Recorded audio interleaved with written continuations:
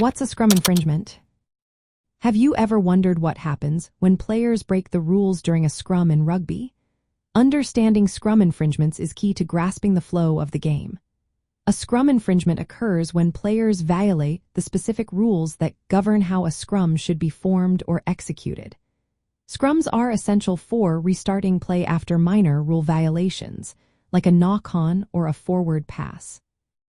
In a scrum, each team has 8 players who bind together in a designated formation to compete for the ball. There are some basic rules that players must follow to ensure the scrum is conducted properly. First, players must form the scrum correctly. The front rows need to engage square on, and the back row must remain as bound to the scrum until the ball is out. Another important rule is the ball feed. The scrum half must feed the ball into the scrum's middle tunnel without any delay.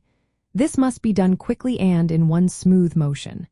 The scrum must also be stable and stationary before the ball is fed in. The referee will call crouch, bind, set to signal the start of the scrum. Now let's look at some common scrum infringements. One of the most frequent issues is incorrect engagement. If front row players do not engage square on, it can lead to penalties. Another common infringement is collapsing the scrum. Players are not allowed to intentionally bring the scrum down or push an opponent into the air. This can result in penalties or free kicks. Incorrect ball feed is another violation.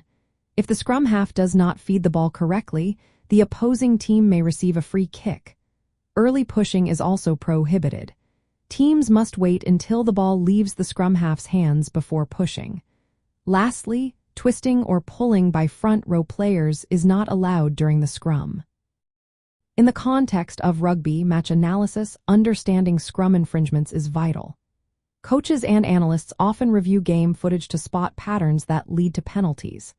For instance, if a team frequently collapses the scrum or engages incorrectly, they may be giving away unnecessary penalties. This can change the game's outcome. By addressing these issues in training, teams can improve their discipline and reduce penalties during matches.